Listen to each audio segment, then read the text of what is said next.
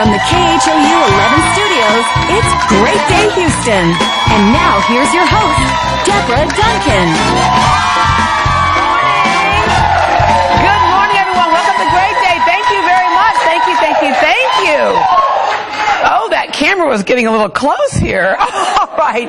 Good morning, everyone, and welcome to Great Day Houston. The countdown is on to a number of things. Election Day, the holidays, and then the biggest party of all, the Super Bowl, is only 117 days away. And Houston is gearing up to host the game and everything that comes with it. So later in the show, we'll tell you how to get involved in the celebration. Then it's all about the guys. We have the latest fashions for men this fall.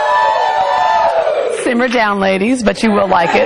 But first, it's fall festival season. Since Houston is the most diverse city in the country, you can basically travel around the world without leaving home. Just about every culture has a festival to celebrate their heritage. Our reporter, Christina Cooker, is getting ready for the Italian festival this weekend. Hi there, Christina. And by the way, you are Italian, so this is Amore. Yes, so appropriate. Yes, good morning, Deborah. Good morning, Houston. We're going to be telling you all about the Italian festival. We're on the grounds of St. Thomas right now. But coming up, it's meatballs and wine and lots of fun, Italian bingo, all kinds of good stuff. So we'll be back a little later in the show, okay? Arrivederci. All right, our first guest today is such an inspiration. What would you think happened to a kid who dropped out of school at the age of 14, became a drifter, and lived in a tent? His days were filled with abusing drugs and running away from the law. His first grade teacher told him, "You'll never learn to read or write. You'll never amount to very much in your life." For the first part of his life, he lived up to that prediction. But one day he heard a motivational speaker, and it changed his life forever. What words could have been that powerful? Here to share his story and motivation for the rest of us, please welcome the author of The Values Factor, behavior specialist, author, educator, and leadership expert, Dr. John Demartini. Good morning. Good to see you again. You know, we put so many judgments on people, and really the facts kind of prove themselves. When you say someone is born with these odds against them, the odds are stacked against them. But you are proof that that doesn't matter. Well, I'm a firm believer that it's not what happens to you, it's what you decide to do with it. Right. How you perceive it, how you decide to do with it, and what you take actions on. Yeah, it could be an uphill battle. It is challenging, but you know, I think that deep inside there's a magnificence in all of us, and we have the desire to bring it to the world, and we have the right to. Yeah, let's just back up to why you struggled so much in the beginning, as far as you know, in school. Well, I definitely had learning problems, dyslexia. Mm-hmm. And I couldn't understand words and couldn't pronounce words. I was a speech pathologist when I was a young child. So I definitely had learning problems. Yeah. And if it wasn't for the smartest kids in the class, I wouldn't have made it through elementary school. They helped you. They helped. But when I moved out away from Houston, because I was born in Houston, to outside the city, to a smaller area, they didn't have quite the same number of kids, and I didn't have somebody to help me. Yeah. And the reason why I think that's so important is that we hear so much about learning disabilities today. And there are so many parents who are struggling, looking at their children thinking, how are they going to make it in this world? And I think if we just kind of back off a little bit and look at the child and say, we just got to get you through school. You don't necessarily have to be the 4.0. We put a lot of emphasis on, if you're not the 4.0, then where do you fit in, right? But you kind of talk to that, of allowing people to be they're individuals that they're meant to be. Well, I think that everybody has a magnificence, and the magnificence of who you are is far greater than any fantasies that people try to impose on you. Yeah. And you got to give yourself permission to be you. Yeah. And give yourself permission to just shine from within. Yeah. Well, you were you for a while, traveling and living in tents and. Well, but I look back now and I'm very grateful for that. Yeah. I am where I am because I went through that. Yeah. What was the good part of that? Well, I got to learn how to ask for what I wanted. Mm-hmm. I learned how to speak up. I learned how to know that no matter what happens, I'll make it through it. That's what gave me confidence. You're also in an area where there was no judgment necessarily, right? I didn't have too many people judging me at the time. Yeah, okay. You heard some powerful words. You actually saw a flyer that a speaker was coming. What motivated you to go hear this speaker, and what did they say that basically set you on a whole other path? Well, I saw this flyer, and there's something intuitive. I can't say exactly what it was, but something intuitive said I need to go to that. I never went to classes at the time. But this gentleman named Paul Bragg, he said that, you know, you're here to do something extraordinary in your life, and you have a mind, body, and spirit, and your mind must be guide your body, and your soul must guide your mind, and you must do something extraordinary with your life. That's what you're here for. Yeah. And I nobody talked like that to me. Yeah, because before you were told you won't amount to anything. And that was the first night in my entire life This is 44 years ago. First time in my life that I actually felt that I could someday learn how to read and be intelligent. Yeah. And then you set out to enlighten other people. First, I had to learn how to read. Yeah. Well, yeah. But I, with the help of my mom, who helped me learn how to pronounce words, and I went through a dictionary and I learned how to do 30 words a day until my vocabulary was strong enough where I could actually start to understand the words and pronounce the words and use the words. And I ended up excelling later because of just the help of my mom and the determination to just want to learn. Yeah. All right. The values factor. Tell us about that book. Well, each individual lives by a set of priorities, a set of values, things that are most important to least important in their life. Whenever they set goals that are aligned with what's really valuable to them, what's truly them, not all the injections of others. Your personal priorities. Your personal priorities. You shine. Yeah. You give yourself permission to do more. You walk your talk. You expand your horizons. And you tend to have an inspired calling from within to go and do it. Yeah. But when you try to live by lower values and all the things that people are always pushing on you, you tend to have to have motivation from the outside. Right, right. When we're living by our innermost calling and so, then we do extraordinary things. The hard part is actually doing it. And I've used this example several times before. There's a man who said one of his goals was his daughters, who are his priorities. He wanted to be able to pick them up in carpool.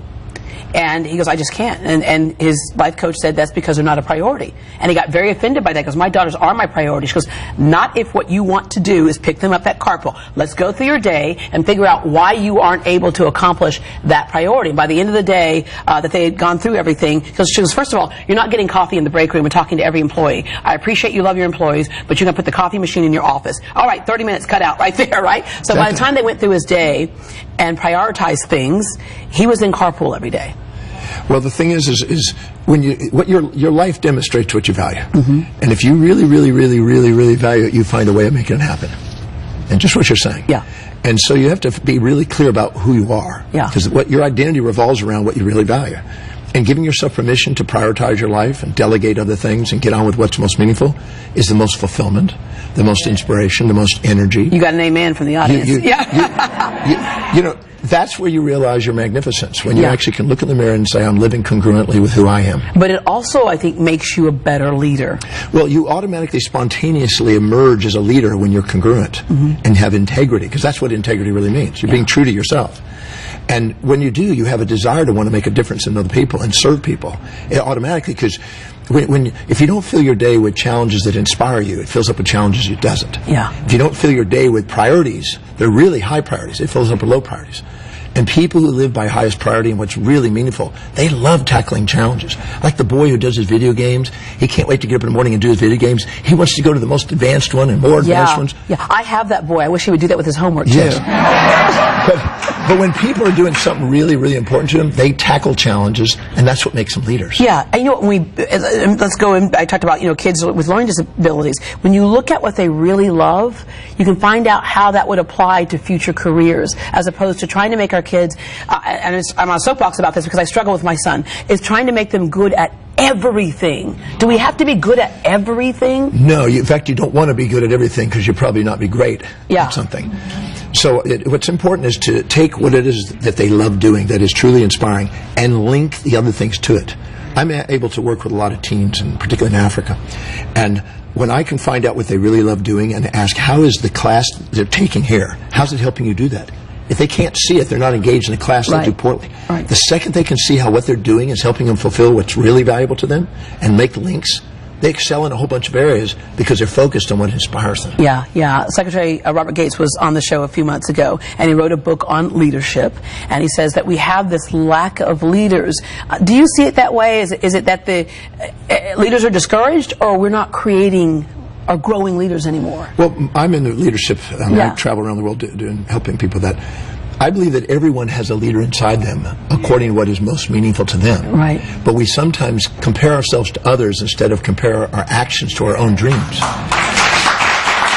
not letting those external forces tell us that we can't achieve we're that. We're not here to live in the shadows of anyone. We're here to stand on the shoulders of giants. That's our real nature. Yeah. But what happens is we subordinate to other people, compare, and we think, oh, they have something we don't, and we minimize ourselves, and then we try to be somebody we're not.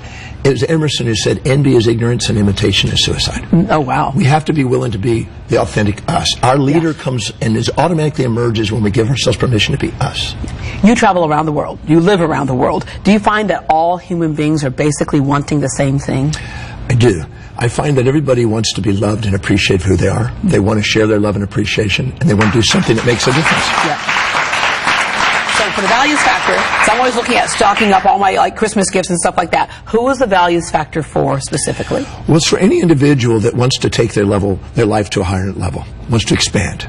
Because I really believe that the values factor applies to all areas. When you want to learn, if you link whatever you want to learn to your highest values, you tend to excel. In your business, if you can't see what you're doing is helping you fulfill your highest values, you're not engaged. Nobody goes to work for the sake of a company. They go to work to fulfill what's valuable to them. Yeah.